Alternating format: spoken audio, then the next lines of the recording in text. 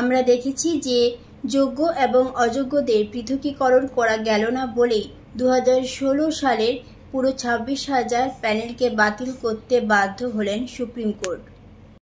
2014 সালে প্রাথমিকের ক্ষেত্রেও কি সে একই জিনিস ঘটতে চলেছে, এই নিয়ে আজ বিস্তারিত আলোচনা করব আজকের ভিডিওতে।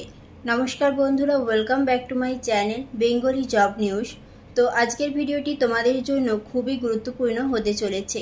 ভিডিওটি স্কিপ না করে সম্পূর্ণ দেখতে থাকো।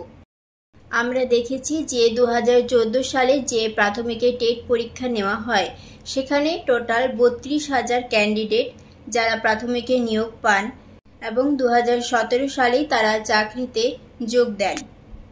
এবার এই 32,000 প্রাথমিক শিক্ষকের যে চাকরি বাতিল মামলাটি চলছে তার শুনানি হতে চলেছে কলকাতা হাইকোর্টে আগামীকাল সোমবার 7ই এপ্রিল। আমাদের honourable justice Soumen Sen sir এবং অনারেবল জাস্টিস মিতা দাসদের বেঞ্চে আগামীকাল সকাল 10:30 থেকে এর শুনানি হতে চলেছে।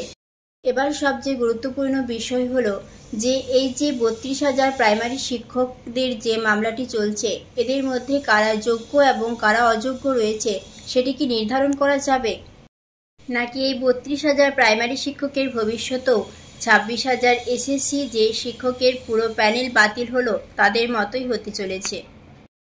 কাল হাইকোর্টের শুনানির পরই আমরা কিছুটা হলেও বুঝতে পারবো যে রায় ঠিক কোন দিকে যেতে চলেছে। যোগ্য এবং অযোগ্যদের মধ্যে কি পার্থক্য করা যাবে, নাকি পুরো প্যানেলকেই বাতিল করতে চলেছে হাইকোর্ট।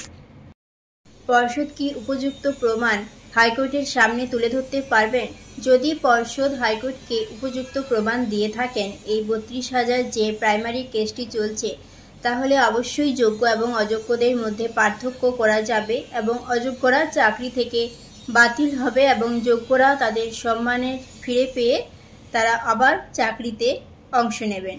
কিন্তু যদি উপযুক্ত প্রমাণ হাইকোর্ট না পায় তাহলে যেরকমভাবে এসএসসির 26,000 যে প্যানেলকে সম্পূর্ণভাবে বাতিল করেছিল হাইকোর্ট এবং তারপরই তারা সুপ্রিম কোর্টে গিয়েছিল এবং সুপ্রিম কোর্টও একইভাবে কিন্তু হাইকোর্টের রায়কেই বহাল রেখেছেন।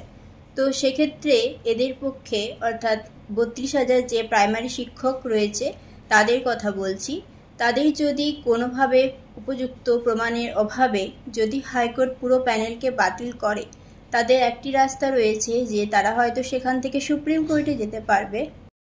তবে সেখানেও যদি সুপ্রিম কোর্টে যদি উপযুক্ত প্রমাণ না পায় তো সেক্ষেত্রেও 26,000 যেরকম রায়দান দিয়েছিলেন একইভাবে সেরকমই রায় বহাল রাখতে পারেন বলেই আশা করা যায়। আমরা আশা করব এসএসসি 26,000 শিক্ষকের মতো পরিণতি যেন প্রাইমারিতে আর দ্বিতীয়বার না ঘটে, আর যেন কোনো যোগ্য চাকরি প্রার্থী তাদের চাকরি অথবা সম্মান কোনোটাই যেন তারা না হারান। এবং আমরা অবশ্যই এটাও ভগবানের কাছে প্রার্থনা করি যে যে সমস্ত 26,000 চাকরি প্রার্থী যারা যোগ্য ছিল তাদের যে চাকরি তারা হারিয়েছেন এবং সাথে তারা সম্মানও হারিয়েছেন, তারা যেন অবশ্যই খুবই দ্রুত যেন তারা সেটি ফিরে পায়। তো আজ ভিডিওটি এখানে শেষ করছি। ভিডিওটি ভালো লেগে থাকলে অবশ্যই ভিডিওটিতে লাইক কমেন্ট শেয়ার করতে ভুলো না। আর চ্যানেলে যদি নতুন হয়ে থাকো অবশ্যই চ্যানেলটিকে সাবস্ক্রাইব করে দিও।